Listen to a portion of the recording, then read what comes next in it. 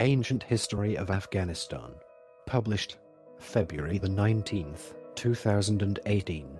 Further information can be found at the end of this recording. Archaeological exploration of the pre-Islamic period of Afghanistan began in Afghanistan in earnest after World War II and proceeded until the late 1970s when the nation was invaded by the Soviet Union. Archaeologists and historians suggest that humans were living in Afghanistan at least 50,000 years ago, and that farming communities of the region were among the earliest in the world. Urbanized culture has existed in the land from between 3000 and 2000 BC. Artifacts typical of the Paleolithic, Mesolithic, Neolithic, Bronze, and Iron Ages have been found inside Afghanistan. After the Indus Valley Civilization, which stretched up to northeast Afghanistan, it was inhabited by the Iranic tribes and controlled by the Medes until about 500 BC when Darius the Great, Darius I, marched with his Persian army to make it part of the Achaemenid Empire. In 330 BC, Alexander the Great of Macedonia invaded the land after defeating Darius II I of Persia in the Battle of Gaugamela. Much of Afghanistan became part of the Seleucid Empire, followed by the Greco-Bactrian Kingdom. The area south of the Hindu Kush had been given by Seleucus Cater to Chandragupta Maurya and became part of the Maurya Empire. The land was inhabited by various tribes and ruled by many different kingdoms for the next 2 millenniums. Before the arrival of Islam in the 7th century, there were a number of religions practiced in ancient Afghanistan, including Zoroastrianism, Suya worship, paganism, Hinduism and Buddhism. The Kafiristan region, in the Hindu Kush, was not converted until the 19th century. Part 1. Prehistoric Era. Louis Dupree, the University of Pennsylvania, the Smithsonian Institution and others suggest that humans were living in Afghanistan at least 50,000 years ago, and that farming communities of the region were among the earliest in the world. Quote, archaeologists have found evidence of human habitation in Afghanistan from as far back as 50,000 BC. The artifacts indicate that the indigenous people were small farmers and herdsmen, as they are today, very probably grouped into tribes, with small local kingdoms rising and falling through the ages. Afghanistan seems in prehistory, as well as in ancient and modern times, to have been connected by culture and trade with the neighboring regions. Urban civilization, which includes modern-day Afghanistan, North India, and Pakistan, may have been as early as 3000 to 2000 BC. Archaeological finds indicate the possible beginnings of the Bronze Age, which would ultimately spread throughout the ancient world from Afghanistan. It is also believed that the region had early trade contacts with Mesopotamia. Part 1. Prehistoric Era. Chapter 1. Indus Valley Civilization. The Indus Valley Civilization, IVC, was a Bronze Age civilization. 3300–1300 BCE, mature period 2600 to 1900 BCE, extending from what today is northwest Pakistan to northwest India and northeast Afghanistan. An Indus Valley site has been found on the Oxus River at Shortuga in northern Afghanistan. Apart from Shorta-Is Mundagak, another notable site, there are several smaller the Fourth Sea colonies to be found in Afghanistan. Part 2. Aryans and the Medes Rule. 1500 BC 551 DC. Between 2000 and 1200 BC, a branch of Indo-European-speaking tribes known as the Aryans began migrating into the region. This is part of a dispute in regards to the Aryan invasion theory. They appear to have split into Iranic peoples, Nuristani, and Indo-Aryan groups at an early stage, possibly between 1500 and 1000 BC in what is today Afghanistan, or much earlier, as eastern remnants of the Indo-Aryans drifted much further west as with the Mitanni. The Iranians dominated the modern-day plateau, while the Indo-Aryans ultimately headed towards the Indian subcontinent. The Avesta is believed to have been composed possibly as early as 1800 BC and written in ancient Aryana. The earliest name of Afghanistan, which indicates an earlier link with today's Iranian tribes to the west, or adjacent regions in Central Asia or northeastern Iran in the 6th century BC, due to the similarity between early Avestan and Sanskrit and other related early Indo-European languages such as Latin and Ancient Greek. It is believed that the split between the Old Persians and Indo-Aryan tribes had taken place at least by 1000 BC. There are striking similarities between Avestan and Sanskrit, which may support the notion that the split was contemporary with the Indo-Aryans living in Afghanistan at a very early stage. Also, the Avesta itself divides into Old and New sections and neither mention the Medes, who are known to have ruled Afghanistan starting around 700 BC. This suggests an early time frame for the Avesta that has yet to be exactly determined, as most academics believe it was written over the course of centuries if not millennia. Much of the archaeological data comes from the Bactria-Marjana archaeological complex, BMC and Indus Valley civilization. That probably played a key role in early Aryanic civilization in Afghanistan. The Medes, a Western Persian people, arrived from what is today Kurdistan sometime around the 700 BC and came to dominate most of ancient Afghanistan. Citation needed. They were an early tribe that forged the first empire on the present Iranian plateau and were rivals of the Persians, whom they initially dominated in the province of Fars to the south. Median domination of parts of far-off Afghanistan would last until the Persians challenged and ultimately replaced them from rule. Part 3: Achaemenid Invasion and Zoroastrianism. 550 BC, 331 BC. The city of Bactria, which later became Balkh, is believed to have been the home of Zarathustra, who founded the Zoroastrian religion. The Avesta refers to eastern Bactria as being the home of the Zoroastrian faith, but this can be a reference to either a region in modern Afghanistan or borderline of Afghan Pakistan. Regardless of the debate as to where Zoroaster was from, Zoroastrianism spread to become one of the world's most influential religions and became the main faith of the old Aryan people for centuries.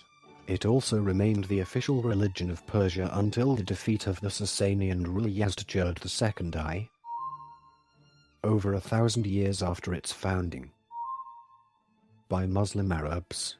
In what is today southern Iran, the Persians emerged to challenge Median supremacy on the Iranian plateau. By 550 BC, the Persians had replaced Median rule with their own dominion and even began to expand past previous Median imperial borders. Both Gandhara and Kamboja Mahajanapadas of the Buddhist text soon fell a prey to the Achaemenian dynasty during the reign of Achaemenid Cyrus the Great. 558–530 BC.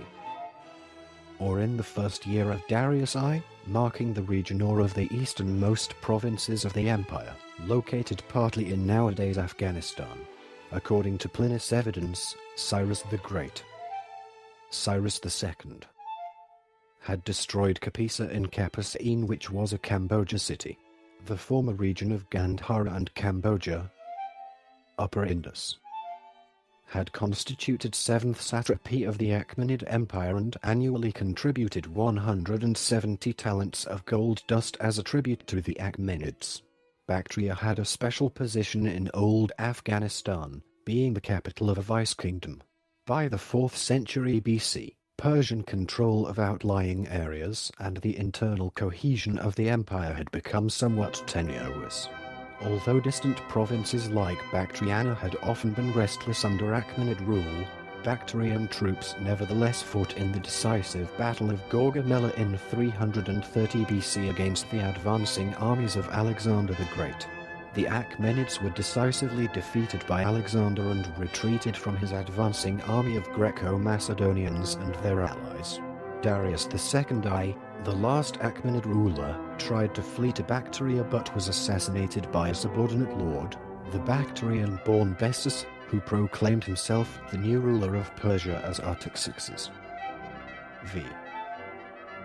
Bessus was unable to mount a successful resistance to the growing military might of Alexander's army, so he fled to his native Bactria, where he attempted to rally local tribes to his side but was instead turned over to Alexander, who proceeded to have him tortured and executed for having committed regicide. Part 4. Alexander the Great to Greco-Bactrian rule. 330 BC circa 150 BC. Moving thousands of kilometers eastward from recently subdued Persia, the Macedonian leader Alexander the Great encountered fierce resistance from the local tribes of Arya, Satrapy, Drangiana, Arakosia, South and Eastern Afghanistan, Northwest Pakistan, and Bactria, North and Central Afghanistan.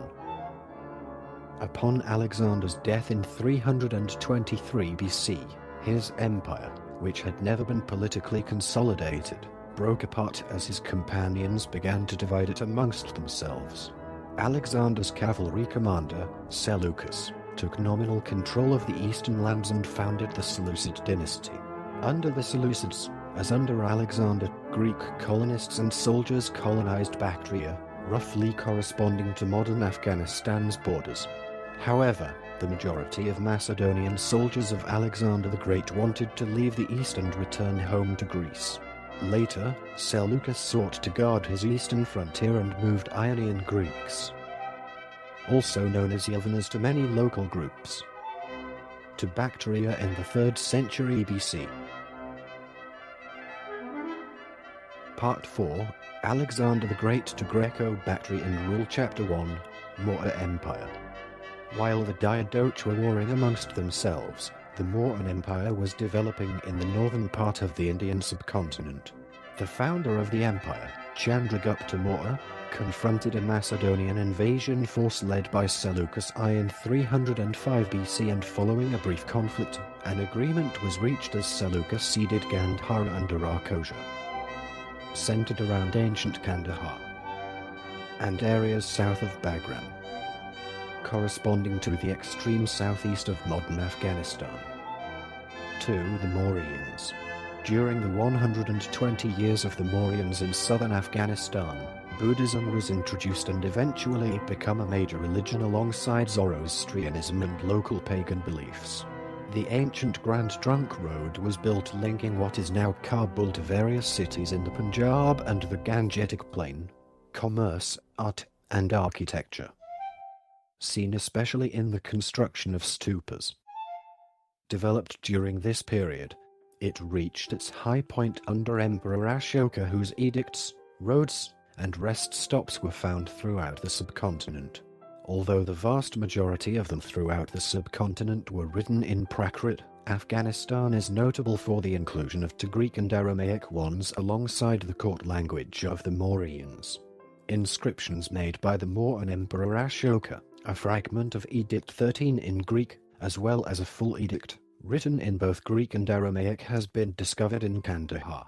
It is said to be written in excellent classical Greek, using sophisticated philosophical terms.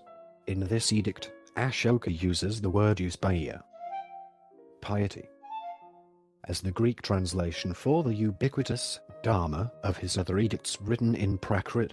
10 years of reign having been completed, King Pedasus Ashoka made known the doctrine of piety, euspaia, to men, and from this moment he has made men more pious, and everything thrives throughout the whole world, and the king abstains from killing living beings, and other men and those who are huntsmen and fishermen of the king have desisted from hunting, and if some were intemperate, they have ceased from their intemperance as was in their power, and obedient to their father and mother and to the elders, in opposition to the past also in the future. By so acting on every occasion, they will live better and more happily.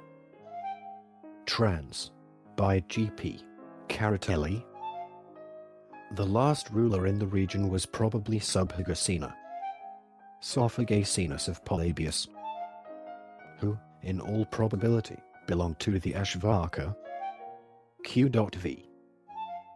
Background. Part 4, Alexander the Great to Greco-Bactrian Rule. Chapter 2, Greco-Bactrians. In the middle of the 3rd century BC, an independent, Hellenistic state was declared in Bactria, and eventually the control of the Seleucids and Mauryans was overthrown in western and southern Afghanistan. Greco-Bactrian rule spread until it included a large territory which stretched from Turkmenistan in the west to the Punjab in India in the east by about 170 BC. Greco-Bactrian rule was eventually defeated by a combination of internecine disputes that plagued Greek and Hellenized rulers to the west, continual conflict with Indian kingdoms, as well as the pressure of two groups of nomadic invaders from Central Asia, the Parthians and Sakas. Part 5, Kushan Empire. 150 BC 300 AD. In the 3rd and 2nd centuries BC, the Parthians, a nomadic Iranian peoples, arrived in Western Asia. While they made large inroads into the modern-day territory of Afghanistan, about 100 years later another Indo-European group from the north, the Kushans, a subgroup of the tribe called the Yuezhi by the Chinese, entered the region of Afghanistan and established an empire lasting almost 4 centuries, which would dominate most of the Afghanistan region. The Kushan Empire spread from the Kabul River Valley to defeat the Central Asian tribes that had previously conquered parts of the northern central Iranian plateau once ruled by the Parthians. By the middle of the 1st century BC, the Kushans' base of control became Afghanistan, and their empire spanned from the north of the Pamir Mountains to the Ganges River Valley in India. Early in the 2nd century under Kanishka, the most powerful of the Kushan rulers, the empire reached its greatest geographic and cultural breadth to become a center of literature and art. Kanishka extended Kushan control to the mouth of the Indus River on the Arabian Sea, into Kashmir, and into what is today the Chinese-controlled area north of Tibet. Kanishka was a patron of religion and the arts. It was during his reign that Buddhism, which was promoted in northern India earlier by the Mauryan Emperor Ashoka, c. 260 BC 232 BC, reached its zenith in Central Asia, though the Kushanas supported local Buddhists and Hindus as well as the worship of various local deities. Part 6, Sasanian Invasion. 300–650. In the 3rd century, Kushan control fragmented into semi-independent kingdoms that became easy targets for conquest by the rising Iranian dynasty, the Sasanians. c. 224–561, which annexed Afghanistan by 300 AD. In these far-off easternmost territories, they established vassal kings as rulers, known as the Kushanshahs. Sasanian control was tenuous at times as numerous challenges from Central Asian tribes led to instability and constant warfare in the region. The disunited Kushan and Sasanian kingdoms were in a poor position to meet the threat of a new wave of nomadic, Indo-European invaders from the north. The Hephthalites, or White Huns, swept out of Central Asia around the 4th century into Bactria and to the south, overwhelming the last of the Kushan and Sasanian kingdoms. Some have speculated that the name Afghanistan, land of the Afghans, derives from which could be an adjective such as brave, chivalrous, valor, which was to use for the people in today's Afghanistan. Historians believe that Hephthalite control continued for a century and was marked by constant warfare with the Sasanians to the west, who exerted nominal control over the region. By the middle of the 6th century, the Hephthalites were defeated in the territories north of the Amu Darya.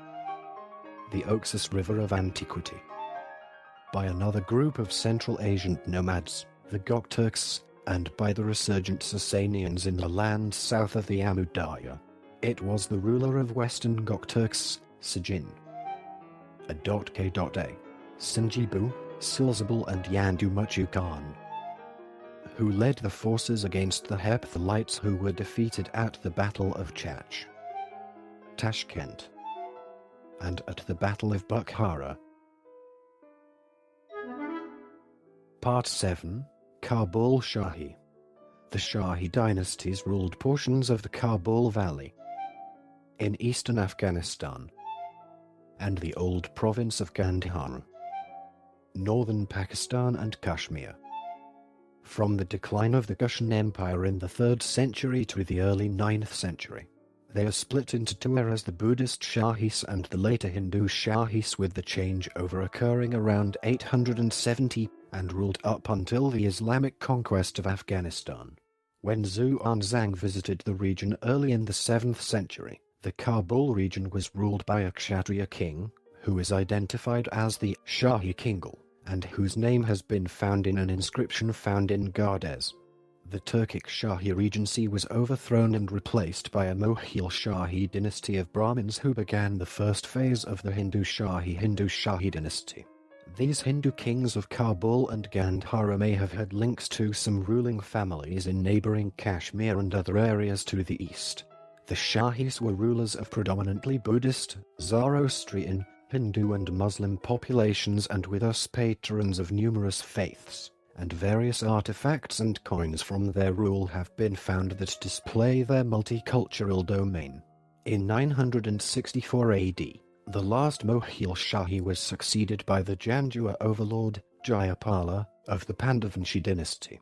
The last Shahi emperors Jayapala, Anandapala and Durluk Khanpala fought the Muslim Ghaznavids of Ghazna and were gradually defeated. Their remaining army were eventually exiled into northern India. Part 8, Archaeological remnants. Most of the Zoroastrian, Greek, Hellenistic, Buddhist, Hindu and other indigenous cultures were replaced by the coming of Islam, and little influence remains in Afghanistan today. Along ancient trade routes, however, stone monuments of the once flourishing Buddhist culture did exist as reminders of the past. The two massive sandstone Buddhas of Bamiyan, 35 and 53 meters high, overlooked the ancient route through Bamiyan to Balgand, dated from the 3rd and 5th centuries. They survived until 2001, when they were destroyed by the Taliban. In this and other key places in Afghanistan, archaeologists have located frescoes, stucco decorations, statuary, and rare objects from as far away as China, Phoenicia, and Rome, which were crafted as early as the 2nd century and bear witness to the influence of these ancient civilizations upon Afghanistan.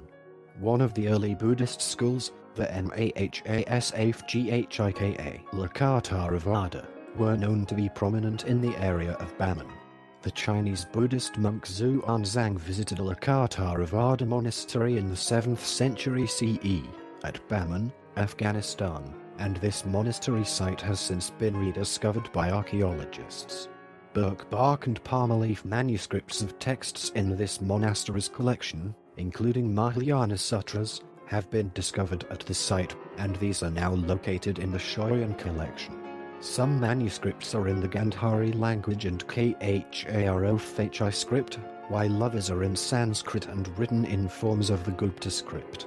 Manuscripts and fragments that have survived from this monastery's collection include well-known Buddhist texts such as the Mahapariyanirva Sutra. From the Agamas, the Diamond Sutra, Varaka Edika Prajna Paramita, the Medicine Buddha Sutra, and the Sremala Devi Sifhanada Sutra. In 2010, reports stated that about 42 Buddhist relics have been discovered in the Logar province of Afghanistan, which is south of Kabul. Some of these items date back to the 2nd century according to archaeologists. The items included 2 Buddhist temples, stupas, Buddha statues, Frescoes, silver and gold coins and precious beads. There is a temple, stupas, beautiful rooms, big and small statues, two with the length of 7 and 9 meters, colorful frescoes ornamented with gold and some coins. Some of the relics date back to the 5th century AD. We have come across signs that there are items maybe going back to the era before Christ or prehistory. We need foreign assistance to preserve these and their expertise to help us with further excavations. Mohammad Nader As-Soli, Afghan Archaeological Department. Special characters in this article were substituted with audio cues. They were denoted as follows: and, beginning and ending single or double quotations, and, left and right parentheses, an M dash, 3 consecutive periods. This recording is a derivative work from Wikipedia. For more information, to commission recordings like this, and to support the developer, please visit www.patreon.com/frogcast.